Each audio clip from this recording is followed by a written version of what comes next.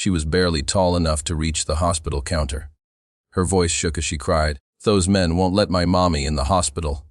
People turned away, security stood still, and then engines roared outside. Seconds later, the Hell's Angels arrived. A child's cry is different from any other sound in the world. It is unfiltered, uncalculated, and completely honest. When a child cries, there is no hidden agenda, no manipulation, no political motive.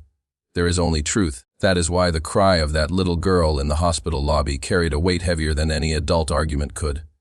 She did not understand policies, protocols, or procedures. She understood only one thing: her mother needed help, and help was being denied. Children see the world in simple lines: right and wrong, safe and unsafe, love and fear. Adults, on the other hand, complicate everything. We add layers of rules, excuses, and rationalizations. We convince ourselves that following procedure is more important than responding to pain. But when a child speaks, all those layers fall away. Her words cut straight to the heart of the issue. "Those men won't let my mommy in the hospital" is not a complaint. It is an accusation against a system that has forgotten its purpose. Hospitals are meant to be places of care, compassion, and healing. Yet, for that little girl, the hospital became a place of confusion and fear. Imagine her perspective. The place that should save her mother is now a barrier keeping her out. The uniforms, the counters, the security guards, all of it must have looked huge and intimidating. She was powerless in every sense of the word. She had no authority, no status, no understanding of adult processes. All she had was her voice. That voice represents something we often lose as we grow older: moral clarity. Adults tend to debate what is allowed, what is permitted, and what is convenient. Children instinctively ask what is fair. They do not weigh consequences or calculate risks. They react to suffering as it is. When that little girl cried out, she wasn't asking for special treatment. She was asking for humanity. There is also a deep vulnerability in a child's plea. An adult asking for help can be dismissed, judged, or suspected. But when a child cries, it exposes the emotional reality of the situation. It becomes impossible to hide behind bureaucracy without revealing a lack of empathy. That is why many people feel uncomfortable when faced with a child's distress. It forces a confrontation with our own values. Are we truly compassionate, or do we only appear to be when it is easy? Her cry also highlights how often society fails to listen to the weakest voices. Children, the poor, and the powerless are frequently overlooked because they do not have influence. In that moment, the little girl was surrounded by adults who had the ability to act but chose not to. Silence, in this case, was not neutral. It was a form of participation in injustice. Every second that passed without response reinforced the message that her pain did not matter. Psychologically, a child's distress is contagious. Humans are wired to respond to it, yet repeated exposure to systems and routines can dull that response. When compassion fatigue sets in, even a child's tears can be reduced to someone else's problem. This is one of the most dangerous outcomes of rigid systems. They train people to ignore their instincts. The innocence of the child's cry also removes blame from the victim. She was not angry or aggressive, she was scared. She wasn't accusing out of hatred but out of desperation. That innocence made the injustice undeniable. It stripped away excuses like miscommunication or policy issues and revealed the situation for what it truly was: an urgent human need being ignored. Most importantly, her cry became a mirror held up to everyone who heard it. It asked an unspoken question: if this were your child, would the rules still matter more than compassion? That question lingers because it challenges not just institutions, but individuals. It reminds us that morality is often clearest when viewed through the eyes of a child. In moments like these, a child becomes the conscience of the room. Without intending to, that little girl exposed the gap between what society claims to value and how it actually behaves. Her cry was not loud because of volume. It was loud because of truth. Systems are created to bring order, fairness, and efficiency. Rules are meant to protect people, ensure safety, and prevent chaos.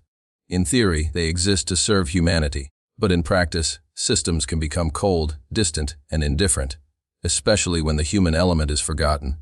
The moment rules become more important than people, the system stops being a tool and starts becoming a barrier. In the hospital that day, procedures stood taller than compassion. Policy spoke louder than pain. Somewhere between paperwork, authorization, and protocol, a woman in need of urgent care was reduced to a case, and her child became an inconvenience. No one explicitly chose cruelty, yet cruelty still occurred. This is the danger of systemic indifference. It allows harm without requiring intent. Indifference is rarely loud. It doesn't shout or threaten. It sits quietly behind counters, checklists, and phrases like, "I'm just doing my job," or "Those are the rules." These words sound harmless, even responsible, but they can become shields that protect inaction. When people hide behind rules, they distance themselves from the consequences of their decisions. Responsibility becomes diluted, passed from one person to another until no one feels accountable. Rules are necessary, but they are not infallible. They are designed based on general situations, not unique human emergencies. When a system lacks flexibility, it fails the very people it was built to help. A hospital without compassion becomes just a building with equipment. A system without empathy becomes a machine, efficient, predictable, and emotionally blind. The most troubling part of systemic indifference is how normal it becomes. Workers inside such systems may not see themselves as uncaring. Over time, repeated exposure to distress can harden emotional responses. Compassion gets replaced with routine. Urgency becomes paperwork. A crying child becomes someone else's responsibility. This emotional numbness is not always intentional, but it is dangerous. There is also a power imbalance at play. Systems hold authority, individuals seeking help often do not. When someone is sick, scared, or desperate, they are already vulnerable. Facing an unresponsive system deepens that vulnerability. The little girl had no leverage, no influence, no title, no voice that carried weight in official terms. Her need did not fit neatly into a checklist, so it was dismissed. Systems often claim neutrality, but neutrality in the face of suffering is not neutral at all. Choosing not to act is still a choice. Following rules without questioning them can quietly support injustice. History repeatedly shows that some of the greatest harms occur not because of evil individuals, but because ordinary people comply without reflection. Another issue with rigid systems is the illusion of fairness.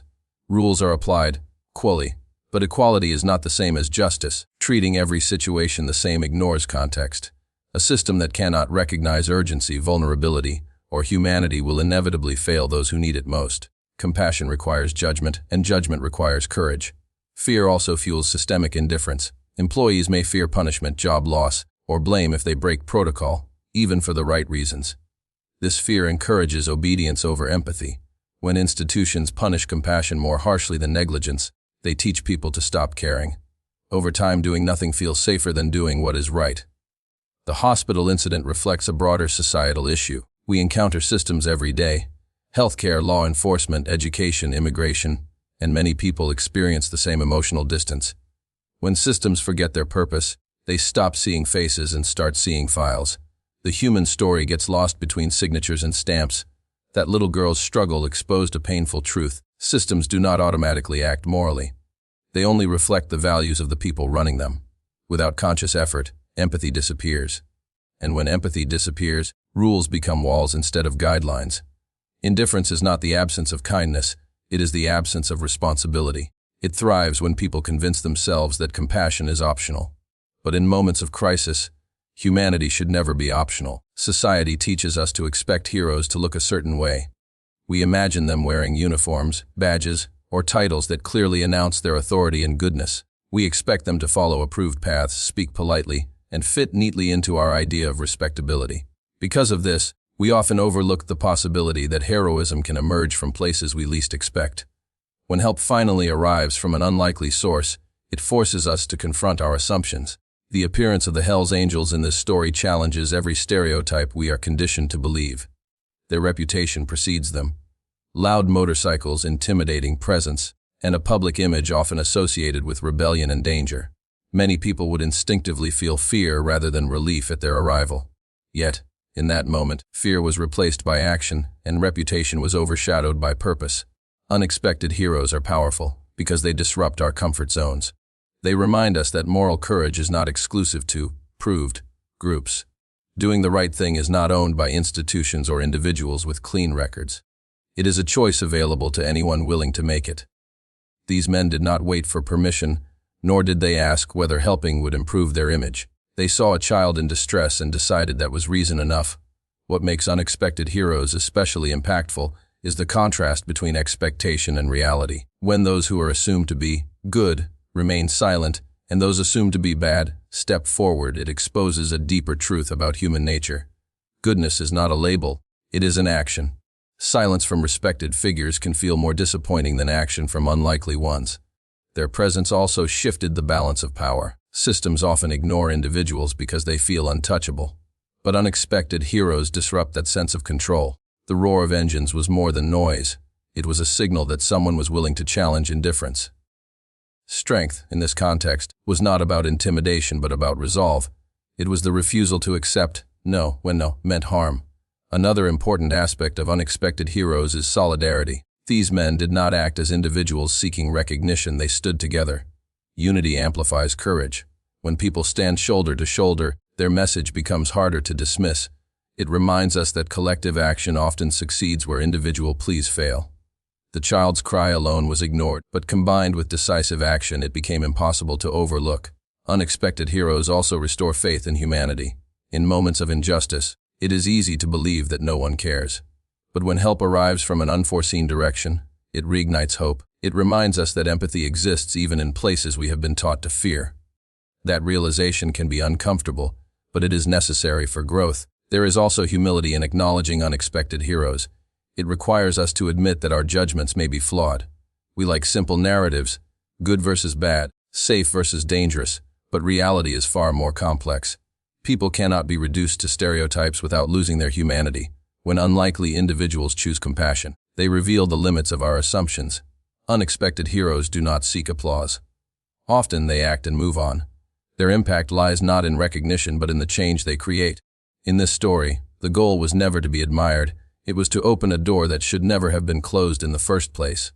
Ultimately, unexpected heroes remind us that the capacity for good is universal.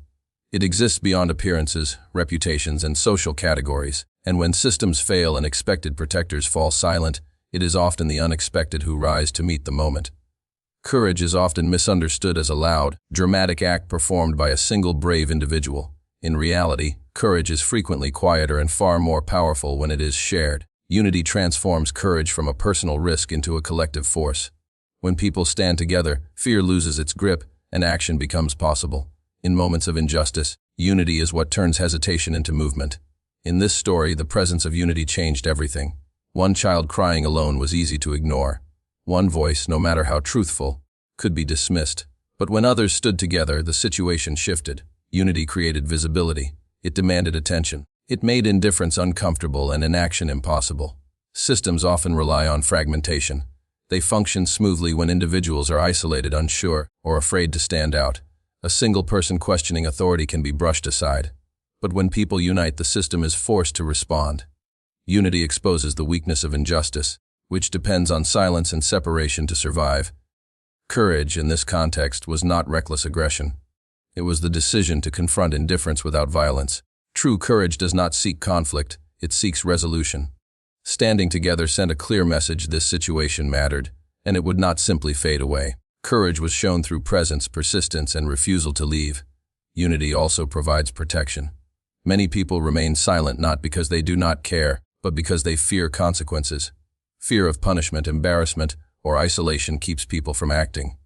When individuals act together, that fear diminishes. Shared responsibility reduces personal risk and strengthens resolve. People become braver when they know they are not alone. There is also emotional strength in unity. Standing beside others reinforces moral confidence.